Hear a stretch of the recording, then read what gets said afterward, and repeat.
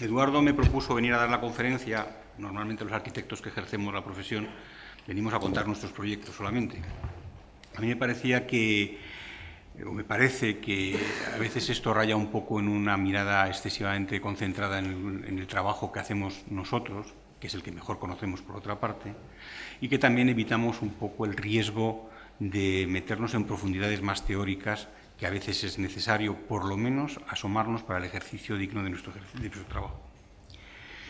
Le propuse hacer una conferencia que agrupase nada más que 4 proyectos que hemos hecho en el estudio. El estudio somos fundamentalmente Ángela García Paredes y yo como titulares, y un grupo reducido de 3-4 arquitectos fijos que llevan bastantes años trabajando con nosotros, y luego un grupo variable en función de los concursos y del trabajo que completan nuestro estudio, que es pequeño. Ha sido siempre pequeño y ojalá que siga siendo pequeño, porque eso querrá decir que seguirá siendo.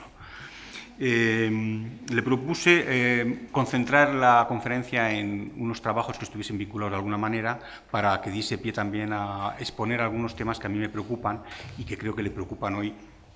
a parte de la profesión, al menos en nuestro país. Creo que en general, creo que hay una visión hoy necesaria sobre la intervención de la arquitectura sobre otras arquitecturas.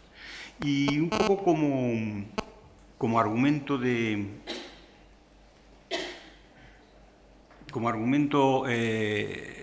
fondo, ha aparecido recientemente un número de la revista Arquitectura Viva que proporciona una serie de ejemplos de edificios que se construyen sobre otras arquitecturas, y también una serie de artículos más de fondo en la cual defienden determinados posicionamientos de cómo el arquitecto debe intervenir hoy en edificios que existen. Seguramente nos vamos a encontrar todos los que estamos aquí con más de una ocasión en la que tengamos que trabajar con arquitecturas de uno u otro valor, pero que ya existen. Y eso ya en sí mismo es una ruptura con lo que hace muchos años, en la modernidad, era casi un sacrilegio, que era tocar lo que venía de antes. Lo que venía de antes era algo que había que verlo desde el punto de vista de la historia y de un posible aprendizaje en sus cuestiones más originarias o radicales, pero que el arquitecto moderno no tocaba para nada los edificios previos. Yo creo que esa tradición moderna, que se inicia hace ya un siglo, lo que marca es una brecha en 2 momentos: lo que es antes del siglo XX o de principios del siglo XX, lo que es la arquitectura moderna, y lo que luego sucede en todas las ciudades y en todos los edificios en Europa y en Estados Unidos, con lo que venía de antes, ¿no? Ya ni siquiera hay una aproximación al conocimiento de lo que viene, ¿no? Hay una especie de renuncia, ¿no?, a intervenir en ello y plantear la arquitectura en términos absolutos de novedad. Yo creo que eso hoy ya no es posible, y menos en nuestra perspectiva física del entorno, en donde vivimos en un continente que está saturado de arquitectura de otras épocas y de otros orígenes, que incluso han sido muchas veces destruidas, ¿no? Pero yo creo que antes de introducir estos 4 proyectos de los que voy a hablar, y volviendo un poco al tema que articula la revista Arquitectura Viva en el número que se llama Palimpsestos, que ya es muy significativo la metáfora que utiliza, es decir, que utiliza una referencia a cuestiones más novedosas que dejan ver algo de lo que hubo en el pasado, pero una cuestión metafórica que yo no estoy muy de acuerdo que tenga que ver con nuestra forma de entender la arquitectura. La arquitectura tiene una materialidad que es irrenunciable, y los restos de un palimpsesto, de un escrito anterior, diluido, que apenas deja ver lo que es, creo que casa difícilmente con lo que tenemos que hacer en muchas ocasiones, que es o bien utilizar las arquitecturas del pasado o bien poner en valor arquitecturas del pasado. Todos sabemos que hay 2 cosas muy distintas: uno, lo que son las arquitecturas del pasado, y lo que son algo que tiene una entidad propia, o que se le ha querido reconocer una entidad propia, sobre todo desde el romanticismo, que son las ruinas, ¿no? Una palabra que incluso a los propios arqueólogos les horroriza, ¿no? Pero es cierto que desde el descubrimiento de Pompeya y Herculano, y desde la sacralización por el romanticismo de la ruina como algo en sí mismo que no puede ser modificado ni que debe ser nada más que contemplado, observado y deleitado, se produce una brecha con unas cuestiones que hoy plantean muchas dudas a la hora de intervenir en la conservación de patrimonio que puede ser, de alguna manera, destruido. Yo creo que en esta revista, en este número de la revista, que supongo que habréis visto y que habréis leído algunos de los otros artículos, fundamentalmente preferidos a uno que escribe León Krier, que es el más radical, y otro que escribe un profesor de la Escuela de Madrid, Gracia, que son distintos porque uno hace una referencia absoluta a preguntarse si deberíamos reconstruir, es decir, volver a construir las arquitecturas del pasado, esgrimiendo argumentos como que cuando uno visita los recintos arqueológicos romanos, con el ejemplo directo del Fórum de Roma, en realidad no entiende nada de lo que ve.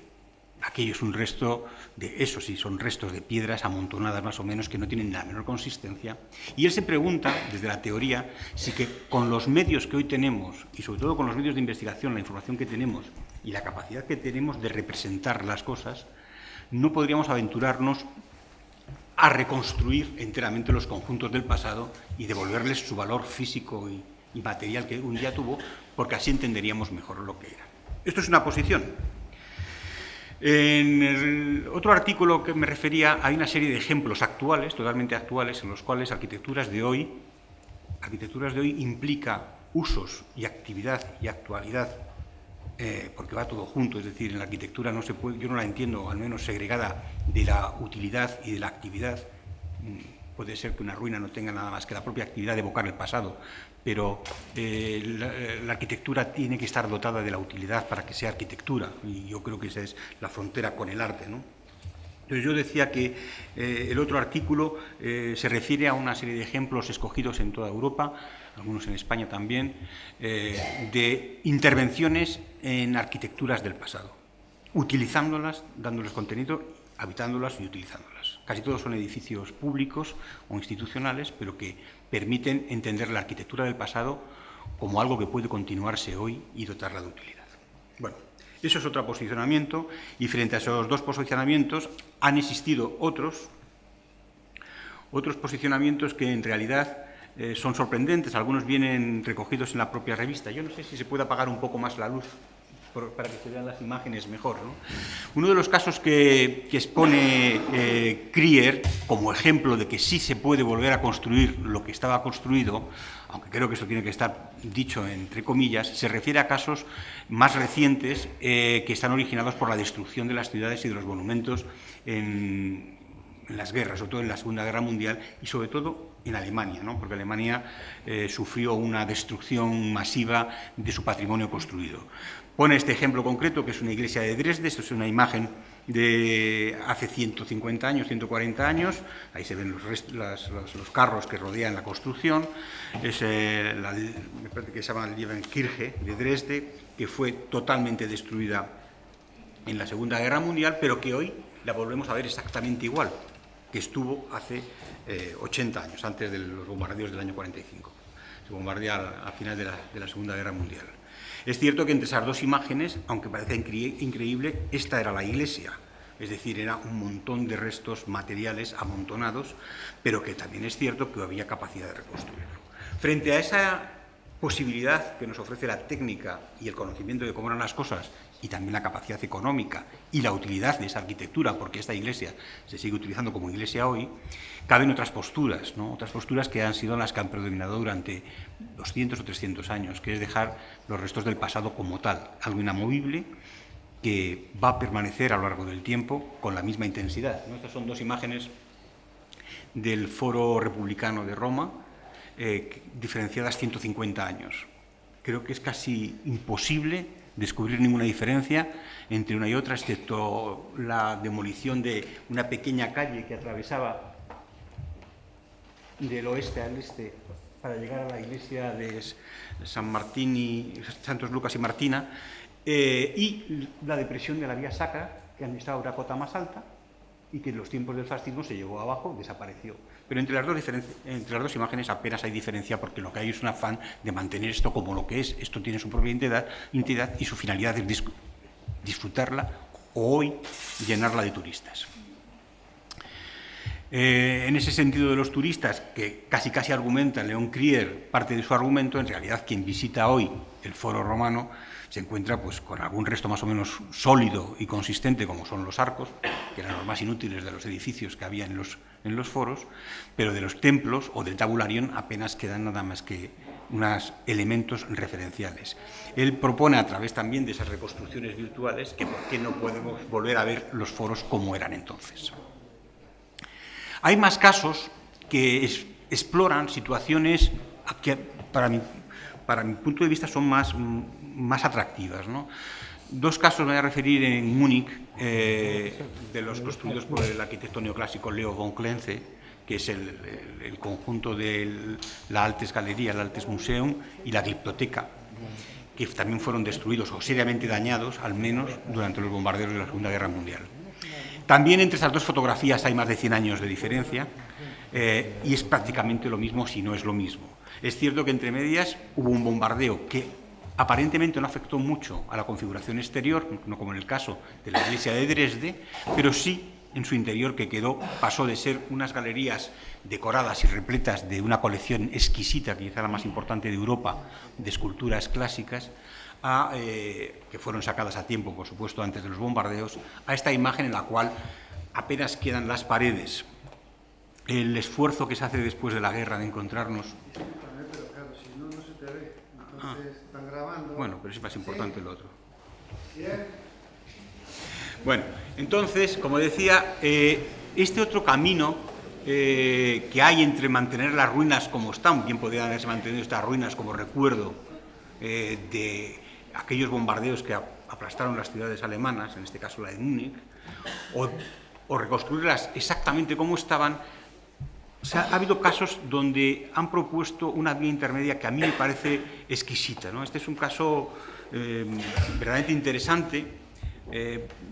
muy discutido en el momento que se hace. Se reconstruye lo que es la construcción de... Esta es la Glyptoteca. Se reconstruye la construcción, las bóvedas y los muros, pero se les deja desnudos, sin ningún tipo de adorno ni ornamento, y se hace otra operación más todavía, que es separar de esos muros, que ahora ya tienen un valor distinto, todas las piezas que antes colgaban. Se llevan al centro y se transforma el espacio vacío que veíamos antes, con todas las esculturas colgadas en las paredes, en un contenedor que uno tiene que atravesar entre esas piezas para ver y disfrutar estas esculturas que ya tienen un entorno muy distinto al otro. El valor de la construcción es distinto, evidentemente, que el que tenía el edificio de Leo von Klenze, pero seguramente los valores que aporta esta posición o esta postura de reconstruir el espacio y utilizar la construcción, creo que enriquece más y da noticia de lo que ocurrió con el edificio que si se hubiese reconstruido fielmente como estaba antes. El otro caso paradigmático también, hecho por otro arquitecto fantástico de Múnich, que es un edificio que está enfrente, es la Altes Pinakothek, la vieja pinacoteca, que sufre también un periodo de reconstrucción en varias fases. Una primera que fue inmediata, la imagen de arriba muestra cómo quedó después de los bombardeos, y en la imagen de abajo cómo las partes que desaparecieron de los muros están recompuestas, y el edificio a una cierta distancia parece que es el mismo. Sin embargo, esta, que es la parte más afectada, que son las escaleras que forman la parte fachada y la fachada trasera, en realidad esto ya es una segunda reconstrucción que se hace en los años 80. ¿no? La primera reconstrucción de los años 60 que hace Dolgast es muy interesante, porque lo primero que hace es exclusivamente cubrir el edificio para permitir su uso, y no incide prácticamente nada en la reconstrucción de los elementos que habían sido demolidos. Se limpia y se sustituyen los muros por un muro virtual a base de esas pequeñas columnas metálicas que soportan la cubierta, que también sirven para trasladar el agua desde la cubierta al suelo, pero que en la imagen de la derecha en realidad queda como incorporada al exterior y no al interior del edificio. Eso luego cambia, efectivamente, y en la última fase de su reconstrucción, y pese a las presiones de que fuese una reconstrucción más fidedigna con lo original, este es el estado actual que tiene hoy, ¿no? Se ha reconstruido la espacialidad completa, aunque no aparece ninguno de los revestimientos, digamos, más decorativos del que el edificio tuvo. En la fachada se puede ver que hoy la continuidad material de los muros que construyen el edificio no mantiene o respeta la textura del edificio original y el edificio construido. Esta continuidad, que a mí me parece muy interesante, porque en el fondo creo que es una continuidad que ha existido siempre en la arquitectura. Esta es una fotografía que tomé el otro día en Roma cuando estábamos juntos, Darío, que es prácticamente lo mismo, ¿no? Es en una calle, la calle Monserrate, en donde dos edificios pues, se prolongan uno a otro y son edificios distintos, pero que tienen una continuidad que demanda el tiempo, seguramente. Esta actitud también la han tenido arquitectos a la hora de intervenir en ruinas arqueológicas históricas, como este es el Museo Coloma, la iglesia de Santa Coloma de Zumthor, que lo que hace es recomponer el volumen que falta con un sistema constructivo similar pero distinto y dejando claro lo que es antiguo y lo que hoy cierra el nuevo edificio, ¿no? Frente a esa actitud de continuidad material, que a mí me parece muy difícil y muy admirable y no siempre posible, se han dado otros casos en la historia, también en Alemania. Evidentemente Alemania es el lugar donde surgen más de estos casos porque fue, como he dicho antes, prácticamente arrasada por los bombardeos. Está la iglesia en homenaje del Kaiser Guillermo en Berlín, en la Kudamm, que esta era la imagen que tenía antes de la guerra y que después de su destrucción y bombardeo en el año 45 quedó en este estado.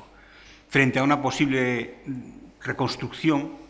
o restauración, un fantástico arquitecto, Egon Eyermann, hizo esta propuesta y que se construyó, que es la que podemos ver hoy, que también es bastante enigmática y extraña hoy, y en realidad mantiene la ruina como tal, una ruina, y en el mismo lugar se construye una iglesia, es decir, con los mismos usos y funciones que tenía la anterior, pero con un lenguaje totalmente distinto y manteniéndose como dos cosas, yo creo que distintas. No sé hasta qué punto se alcanza un sentido de unidad. Bueno, yo no quiero pronunciarme respecto a estos casos que hemos visto, porque creo que a mí como arquitecto, a nosotros como arquitectos, nos corresponde pronunciarnos como tales, y voy a pasar a mostrar algunos proyectos que hemos hecho a lo largo de los últimos 8 o 10 años. Este es un caso en Cuenca, que es la instalación del espacio Torner en una iglesia del siglo XIV-XV, final del XV, gótica, con algunas piezas barrocas, ¿no? Esta es la iglesia de San Pablo, está al otro lado del casco histórico, enfrente de las casas colgadas, ahora forma parte de lo que hoy es el conjunto del Parador, se llega a este Parador a través del puente metálico que une las dos partes de la ciudad. Ya se ve la fachada barroca que encara al borde del precipicio la iglesia. Y la intervención que hicimos, en este caso muy de la mano del pintor, de Gustavo Torner, un poco siguiendo sus indicaciones y cómo él quería mostrar su obra. Su obra es una obra muy singular, una obra moderna y abstracta. Él nos remitió un poco a cómo introducir algo distinto dentro de otra cosa,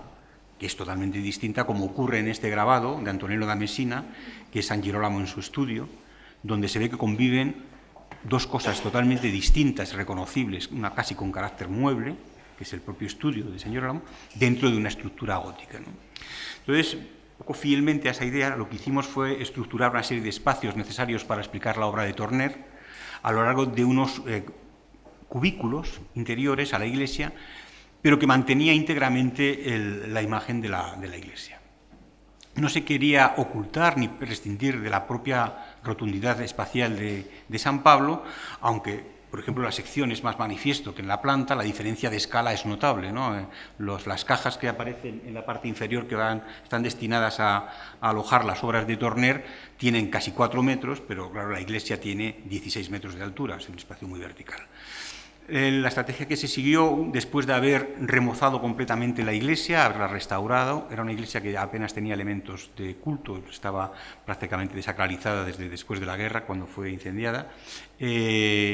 había sido utilizada para otras cosas como conciertos y eventos, pero ahora mismo estaba vacía y abandonada. Eliminaron todos los elementos que se habían superpuestos de una manera espuria a lo largo del tiempo para dejar desnuda la arquitectura de los muros y limpia, y las bóvedas, que tienen un gran valor porque tienen un carácter unitario que es el que preside todo el conjunto. Los elementos que se introdujeron, que son esas especies de grandes cajas que tienen un cierto carácter provisional, aunque bueno, no tiene ese cometido, sino que en un principio va a estar instalado por lo menos 50 años, que en términos de arquitectura parece que es suficiente. Lo que crea son ambientes propios que respira del ambiente gótico, que se ilumina incluso de una manera muy distinta desde el propio elemento que introducimos, que es autoportante en todos los sentidos, es decir, lleva todas las instalaciones, desde la calefacción a la iluminación propia y ajena, de manera que aparece como un elemento casi tecnológico que permite mostrar la obra de Gustavo Torner en el interior de esta iglesia gótica. Incluso cuando esa iglesia gótica deja de ser gótica y se enfrenta a esta pequeña capilla del Rosario, donde también se produce una cierta anomalía en el trazado de nuestros cubículos, para utilizar esa espacialidad distinta que propone esta capilla rococó, que es extrañísima también en la arquitectura religiosa española. Un caso muy distinto, pero que también necesitaba de una intervención digamos, bastante radical, es un cortijo en La Mancha, cerca de Valdepeñas, en una explotación vinícola. Un cortijo del 17, caracterizado, como todos estos edificios, por unas construcciones perimetrales a un gran espacio central, un lugar de trabajo. Alrededor están las casas, que se siguen utilizando algunas de ellas, hay casas de aparceros, pero también hay algunas construcciones agrícolas o las casas de los dueños. Bueno, una serie de edificios que configuran casi un ente residencial en medio de La Mancha, ¿no? Los dueños habían transformado la finca en su explotación agrícola, ahora son bodegas, y ahora lo que querían hacer era, hace ya unos años, este proyecto, transformarlo en un lugar de eventos, restauración, hotel, y querían de alguna manera también mantener el estilo, esta palabra que es tan peligrosa, que tenían las edificaciones. Claro, esto era un compromiso para nosotros, y lo que le propusimos fue intervenir dentro de este espacio, que hoy ya no tiene ningún sentido, el tener un espacio de labor tan grande como es este gigantesco patio, y introducir en él los nuevos usos que eran necesarios para los distintos funcionamientos de restaurante, pequeño centro de congresos, sala de catas, pequeño hotel y las viviendas que aún permanecían. Lo que propusimos fue introducir un organismo dentro del patio, manteniendo, digamos, de alguna manera la imagen exterior, que en el fondo es lo que yo creo que daba carácter a los cortijos, que los cortijos son elementos cerrados en el territorio, ¿no?, volcados hacia sí mismo, e introducir dentro de una estructura ligera, aparentemente metálica y con su propio carácter, los elementos necesarios para hacer funcionar la nueva instalación en el territorio. Tan solo se elimina un muro, no ningún edificio, que era en el que estaba una puerta, la puerta principal, para abrirlo, porque hoy ya no tiene ese sentido de edificio cerrado en sí mismo, sino un edificio que se quiere abrir a otras gentes. Y entonces se introdujo este elemento mediante partes prefabricadas que se construyeron, que se montaron in situ, para llegar a completar el conjunto del cortijo y que pudiese desarrollar las actividades turísticas, enológicas que hoy tiene.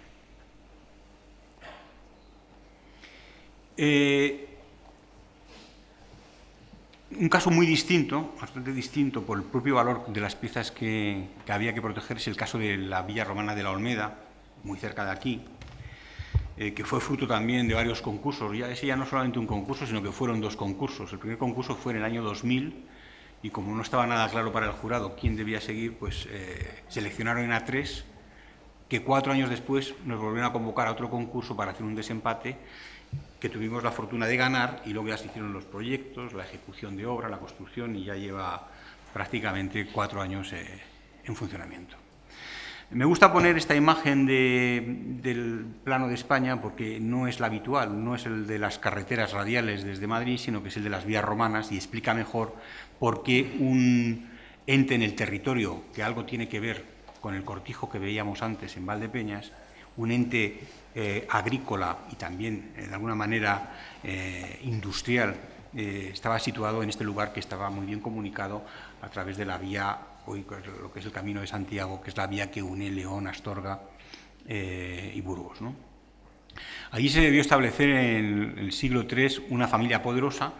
en un territorio riquísimo y hoy bellísimo también, que es la Vega del Carrión, un territorio geometrizado por estas plantaciones de árboles de explotación.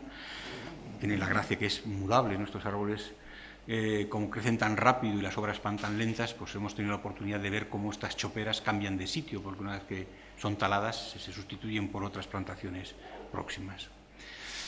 Como decía, es un caso muy distinto a otros porque su hallazgo, que fue totalmente de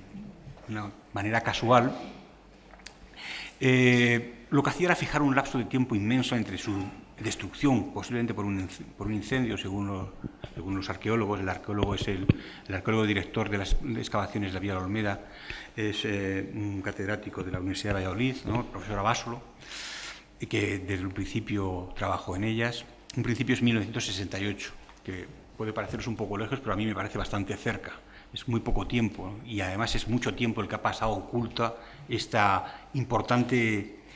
yacimiento arqueológico, este importante resto de la antigüedad, totalmente oculto de una manera muy extraña, porque no ha habido ninguna alteración en sus mosaicos, ¿no? Que es lo que aparecen en esta imagen. Primero, el dueño de los terrenos que lo encuentro, que muestra a las autoridades, Javier Cortés,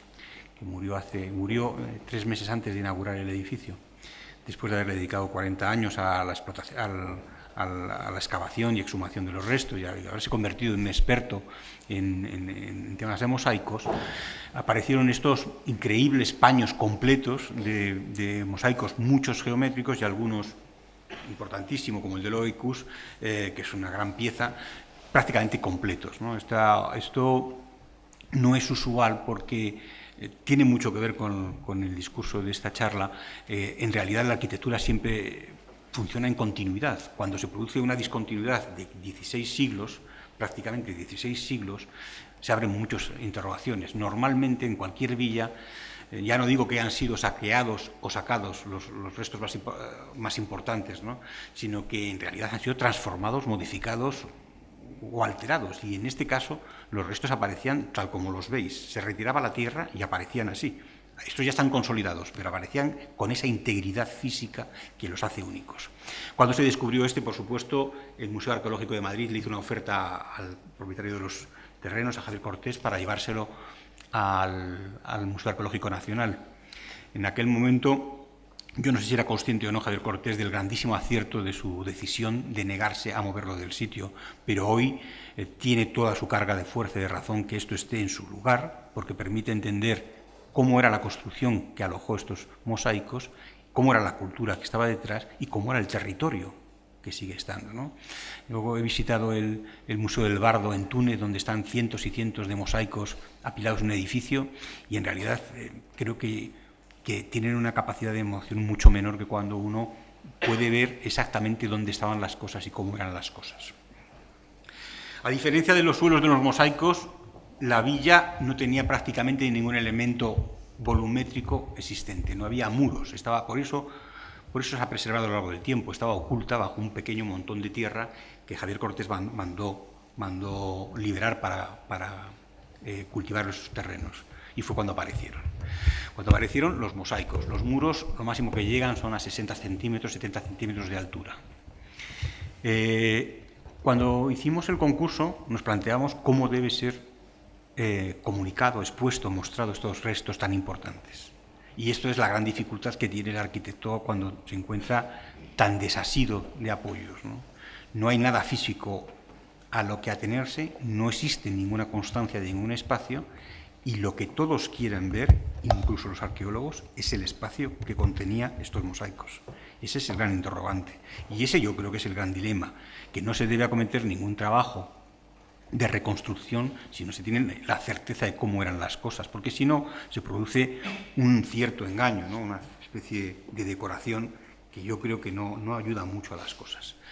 El compromiso, por tanto, era encontrar una capacidad de construir un edificio que protegiese todo este enorme yacimiento de 2.000 metros cuadrados de villa romana y 800 metros de termas. Las termas mal llamadas son baños. Todas estas piezas son baños, están un poco separadas de lo que es la villa. que es una villa ortodoxa de trazado, no es una villa como otras tantas que hay en el sur de Italia o incluso en Francia también, que están hechas por añadidos arquitectónicos, sino que esta es una villa hecha a eje, ¿no? Tiene una composición doblemente axial o axial, o dos simetrías, y luego el elemento de las termas, ¿no? Había que pensar cómo mostrar esto de la manera de que el visitante no solamente viese unos restos del pasado, sino que intentase encontrar un ambiente espacial que le pusiese en contacto con la riqueza que debió tener en aquel momento aquella villa, de la cual no tenemos ningún otro dato. Básicamente la propuesta era establecer un perímetro de seguridad y que no fuese alterado, es decir, un cerramiento, un cubrimiento de todo el yacimiento, un cubrimiento que permitiese mostrar todo esto. Durante los 40 años que habían durado los trabajos de exhumación de los mosaicos, se habían ido construyendo pequeños galpones metálicos provisionales, porque en el clima, como luego veremos, de esta zona, no se podía dejar al aire libre los mosaicos como sí podemos encontrarlos en algunos otros lugares del Mediterráneo. Y tercero, cómo facilitar al visitante el desplazarse por entre estos yacimientos para acercarse a ver cada uno de los mosaicos que hay, ¿no? Bueno, no voy a extenderme mucho porque son varios edificios y luego hay que hablar de otro más, pero en resumen se pensó en una estructura bastante ligera, bastante alta y generosa, con un diseño muy concreto que no remitiese a un edificio industrial sin renunciar a una preconstrucción metálica que era la que era viable desde el punto de vista económico y que fuese capaz de dar una entidad espacial al conjunto. Conjunto que también era, ha sido muy discutido, lo digo directamente, ¿no?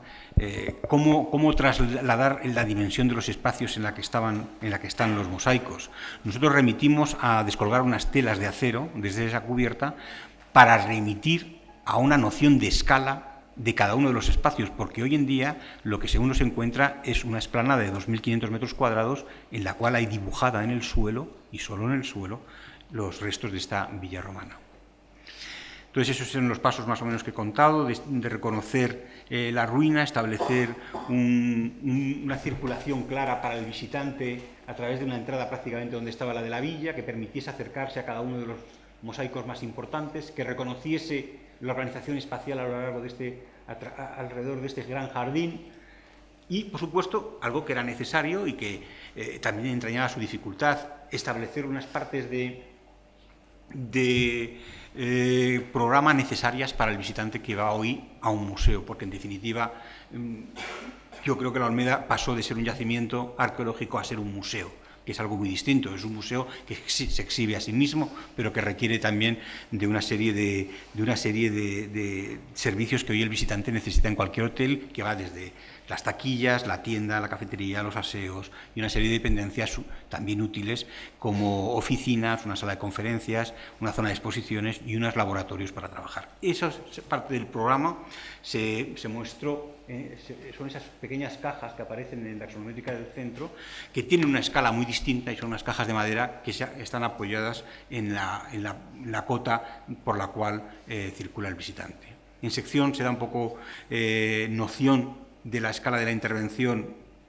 respecto de los del conjunto del yacimiento. Se busca una gran altura e intencionadamente uno busca enfrentarse a la presencia del volumen de los chopos que hay, como único referente volumétrico que hay en la planicie.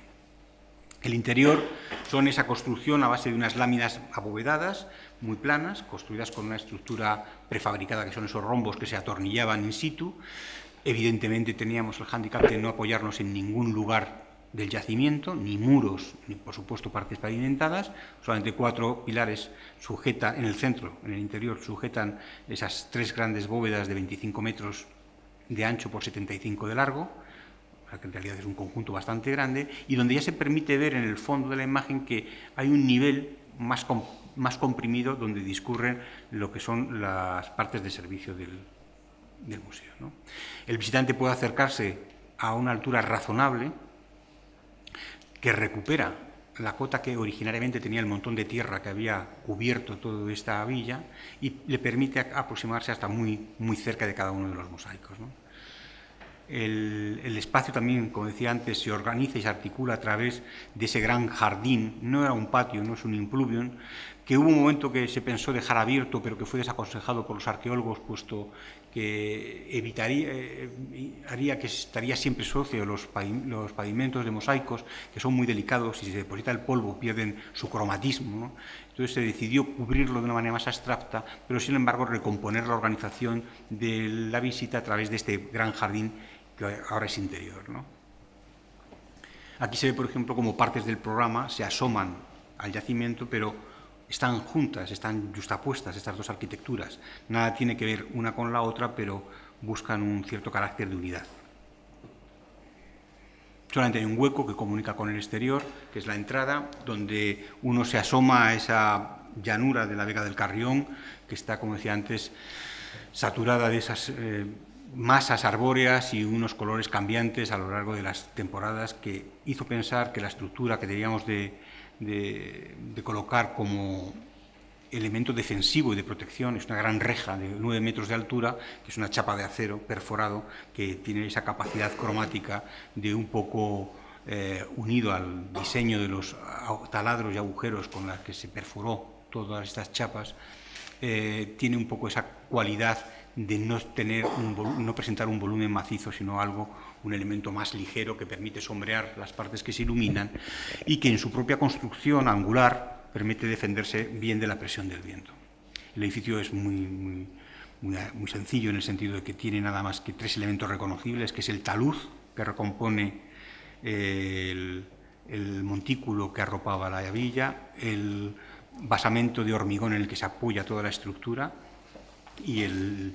cerramiento metálico, que es al mismo tiempo protección solar y física. Y esa es la salida. Bueno, finalmente, es que es muy tarde, otro caso también muy distinto, donde la necesidad de cumplir un programa había que acompañarla de convivir con un yacimiento arqueológico previo. En este caso sí se sabía que había un yacimiento previo desde hace mucho tiempo, había sido, digamos que estudiado, documentado y levantado hace 20 años, pero, como tantos otros yacimientos, al no poder hacerse nada con lo que quedaba, se volvió a enterrar y proteger, porque había quedado dentro de una zona calificada dentro de la ciudad de Ceuta como zona urbana, es decir, que era un solar que iba a ser construido en el futuro. Evidentemente, uno de los problemas que tiene Ceuta es la falta de espacio construido, porque tiene, aquí se ve en este grabado precioso, una zona que es totalmente no construida, que es militar, que es la zona que se enfrenta más al empeño, una zona donde está el crecimiento de la ciudad, la zona central, y una zona que era la antigua zona militar, que es una zona fortificada que hoy también recoge partes importantes del casco histórico. De aquí para allá está el continente africano, y en realidad Ceuta no deja de ser una isla, porque esto es un foso militar que segrega en dos, ¿no? El solar donde se va a construir la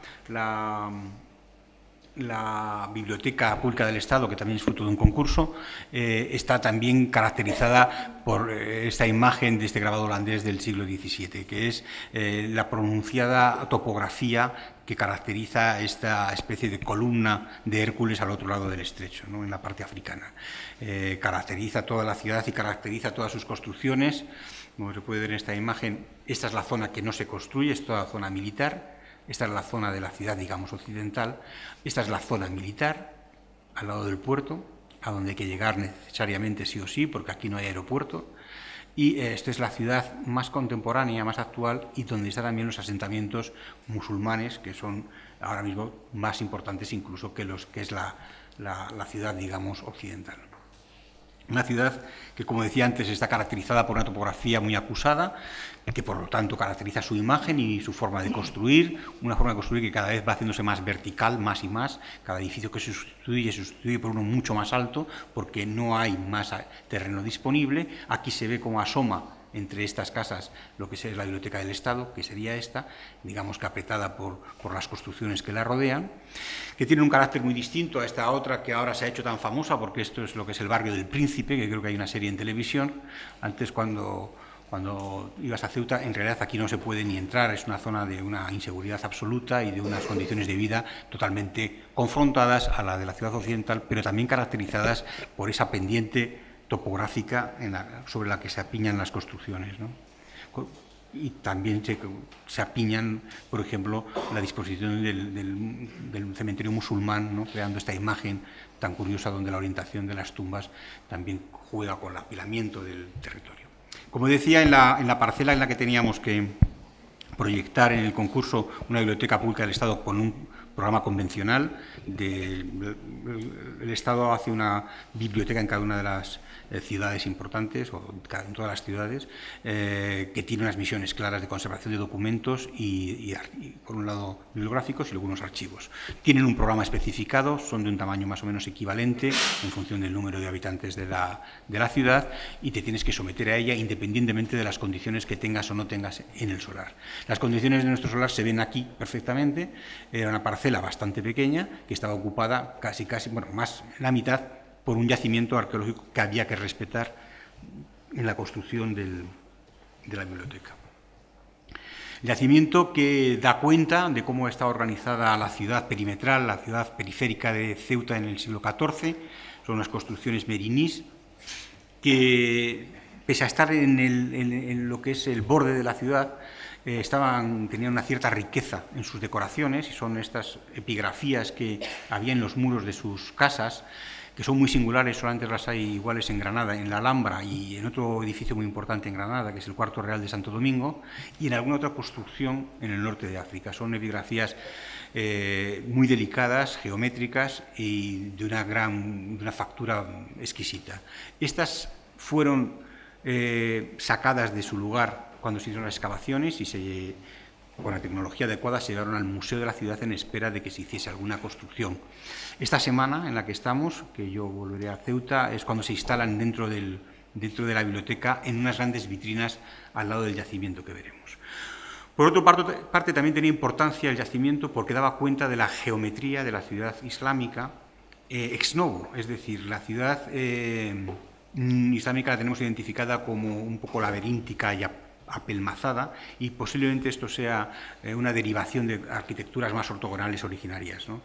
Aquí se dan cuenta de algunas plantas de algunas ciudades del norte de Marruecos que tienen trazados ortogonales, como las casas que hay en este yacimiento. Junto al yacimiento se daba también, lógicamente, y como decía antes, la dificultad de una topografía muy acusada para disponer del programa de la biblioteca. La biblioteca se entra desde una calle, y la calle, que está en la parte superior, está 12 metros más arriba. Entonces había que componer estos elementos funcionales propios del programa de la biblioteca con el salvaguardar y exponer el yacimiento arqueológico y mantener la vida común de la biblioteca. Nosotros adoptamos la posición de incorporar al interior de la biblioteca, no al interior del edificio, al interior de la biblioteca, el yacimiento arqueológico. Son muchos los casos que conocemos en los cuales los yacimientos arqueológicos encontrados a la hora de construir edificios nuevos quedan confinados prácticamente a un sótano. Son como garajes arqueológicos que uno tiene que ir a visitar apoyado por iluminaciones inadecuadas, y que se convierte aquello en algo, yo creo que poco acertado y desde luego nada emocionante. Nosotros queríamos, al revés, incorporar el yacimiento como parte funcional, de alguna manera, de la biblioteca, de manera que las personas que fuesen a leer, sobre todo en las partes más abiertas de la biblioteca, de consultas o de publicaciones periódicas o de actividades varias, estuviesen en contacto con el yacimiento y pudiesen disfrutar de él. La sección es muy clara, apenas podíamos utilizar ningún sótano, todo el edificio invierte el programa habitual de una biblioteca, y las partes, digamos, servidoras se van a las partes más altas. Arriba están las instalaciones, cuartos de máquinas, cuartos de almacenamiento de determinadas cosas, los depósitos de libros, los depósitos más importantes, y según vamos más hacia abajo están las zonas de lectura, el fondo cerrado y el fondo abierto, y aquí se ve en la sección, mantenemos la totalidad del yacimiento dotándole de una generosidad espacial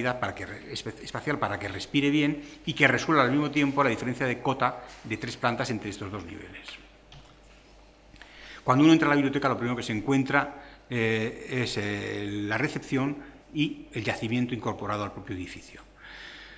Y según va utilizando distintas partes de la biblioteca, estas fotografías son antes de que se pone en uso, pero bueno, ya se ve que son una serie de balcones que en cada una de las plantas más públicas y más abiertas se abren sobre el yacimiento, de manera que queda incorporado al propio edificio, ¿no? El techo que se veía, que tiene una geometría precisa, habla del encuentro de las dos geometrías de la ciudad, la geometría musulmana, que está girada, y como se puede ver en el yacimiento, con la geometría de la ciudad occidental actual, que forman un ángulo que es el que muestran las luminarias y el que muestra el despiece de los encofrados de acero que se hicieron para soportar una gran losa de transición que permite apoyar encima el resto de la biblioteca. Aquí se ve perfectamente la configuración de calles, casas y patios musulmanes en el interior de la biblioteca. Y aquí uno de los primeros días que empiezan a acudir niños a la biblioteca y que se asoman a ver esta parte de la biblioteca, que no es un documento bibliográfico, pero que sí que es un documento arqueológico que también transmite conocimiento. Bueno, estas son imágenes ya de la biblioteca en su interior y en su exterior, cómo se construye con una especie de elemento velo metálico que permite aunar en una sola imagen distintas cosas, como son zonas de lecturas, zonas abiertas, zonas arqueológicas, zonas de almacenes de libros o zonas de instalaciones, y también permite un tratamiento bastante depurado desde el punto de vista térmico, porque sombrea todos los cristales y que, bueno, requirió un esfuerzo de diseño porque la propia configuración de las calles perimetrales que se ve en la parte de abajo de la sección da cuenta que hay una dificultad de buscar una articulación precisa entre elementos prefabricados de aluminio como estos y la propia geometría que impone la topografía de las calles. Pero que quedan sintetizadas en esto. En realidad es un edificio que tiene huecos acristalados donde los necesita, no los hay donde hay salas de depósitos o salas de instalaciones, a la cual se le pone una piel, que es la otra parte, que encaja dentro de ella y que le da una unidad. La piel está construida con una lámina ciertamente potente de aluminio, de 4 milímetros de espesor, que está perforada en su totalidad, pero con distintos grados de perforación, atendiendo a cada una de las orientaciones de la biblioteca, buscando siempre un juego de encaje de precisión entre el elemento de apoyo, que es el basamento de hormigón, que tiene que salvar los acuerdos topográficos de todo el perímetro del edificio, que son, como digo antes, muy complejos, y también salvar de alguna manera la diferencia de plano que hay entre la piel metálica y la piel del zócalo, que están separadas 1 metro.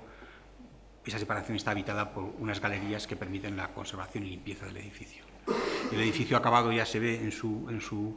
totalidad cómo hace ese juego de volúmenes que permite acoplarse a la continuidad del terreno topográfico exagerado, donde se abren huecos que son los que iluminan directamente el yacimiento arqueológico, mientras que la parte de lectura está tras la lámina de aluminio perforada. Y yo creo que con esta imagen pues acabamos esta conferencia, y si queréis hacer alguna pregunta, pues aquí me tenéis. Muchas gracias.